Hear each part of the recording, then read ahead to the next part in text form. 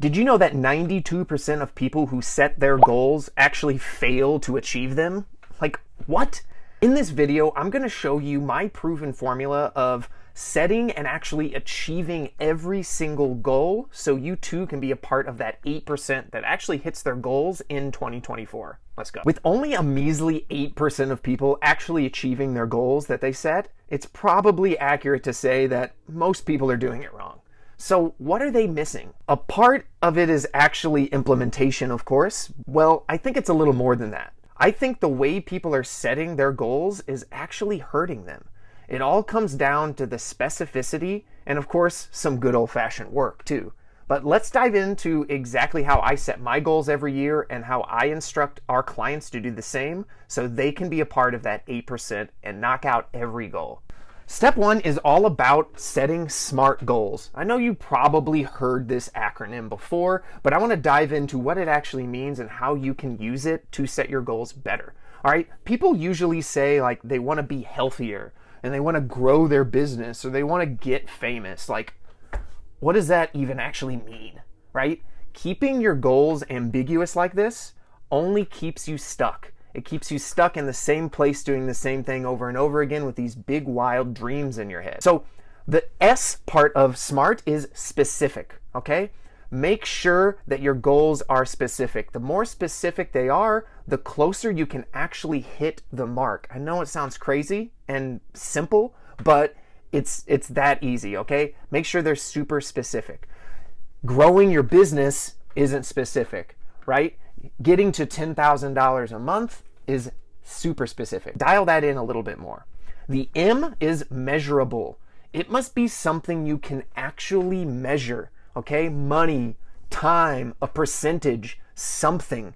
Have something that you can look to and say, okay, did I hit it? Where am I missing here? Okay? The A is attainable. Based on your past performance, can you actually attain this goal? So it comes down to, you know yourself best. It's a balance of challenging yourself and being really realistic about what's going to happen. Okay? Speaking of which, goes into the R. It's realistic. Attainable and realistic are pretty close, neck and neck, in my opinion. But you want to make sure it's something that you can actually do, right? If you've never played music before, never picked up a guitar, you never sang, you never played the piano, and you want to win a Grammy by February, can you actually do that? Probably not. So really take a good hard look and see if it's something you actually can do in the time frame you're giving yourself. Okay? And the T in SMART is time bound. Generate $5,000 in a month is very different than 50 years. Okay? Time frame that will challenge yourself and also be something that you can obtain. So they're all very similar in traits, but you want to just get them very specific. The more specific you are, the more realistic they are, the more you'll actually be able to obtain this. Okay, so ensure all of your goals stick to most of these SMART traits. Step two in this process is separating your outcome goals with your process goals. Okay, so what's the difference between the two? An outcome goal is those big goals, the gold at the end of the rainbow, the thing that if you achieved it, you'd call your mom and say, Mom, I did it. I made this happen. I made $1 million. I won a Grammy. I erased all my student debt. We all know all of our moms would be very happy to hear that, right? So it's the big things we all want. Between you and I, most people are very good at setting outcome goals. It's easy, right? I want to win an award. I want to make this much money. I want to lose this much weight. Cool. That's great. So make sure that you have those in place by the end of a year or whenever you're trying to set your goals. What I like to do is set myself with 3 big outcome goals, okay? Something you realistically want to hit. So do that for 2024, okay? Example here is if you are a music educator. Let's say you're running your own business. You want to set these 3 goals.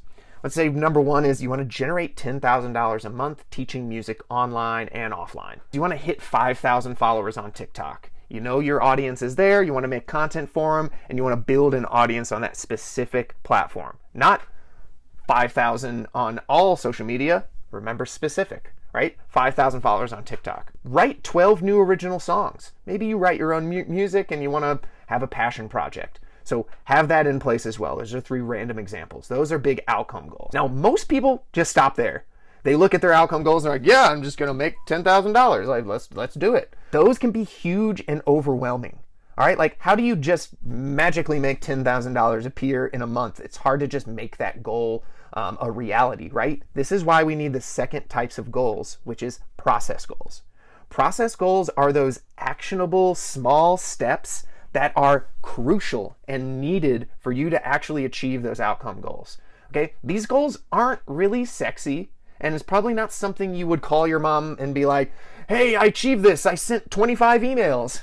But you need them. You need them desperately to hit your goal, okay? So let's say they'd be like send 25 emails, record 10 videos on social media, or run a mile a day if your big outcome is to lose 100 pounds, right? You can't just lose 100 pounds. It takes daily activities, small actionable steps to make that happen. So what I want you to do is from those 3 outcome goals, below that, list 5 to 10 process goals for each, the small actionable steps you need to do. So let's do it off of those 3 examples I did.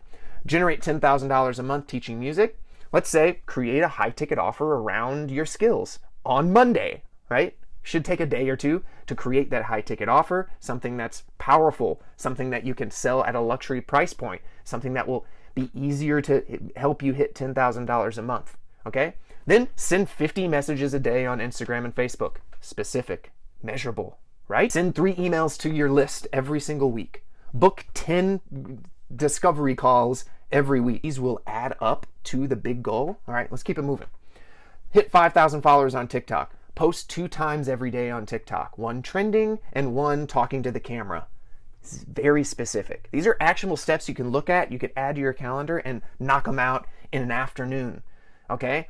Getting 5,000 followers seems overwhelming, but being able to just posting twice a day is doable, right? Interact with other pages for an hour, bringing them value, dropping in comments. Let's make that even more specific. Interact with 10 other pages 1 hour. The more specific, the better result.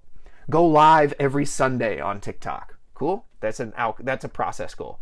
There's a lot more you could dial in there as well. And the third one's like write 12 new original songs for the outcome goal. Process goals there, write for 2 hours every Saturday. Record 3 demos a month. Connect with 3 producers in March.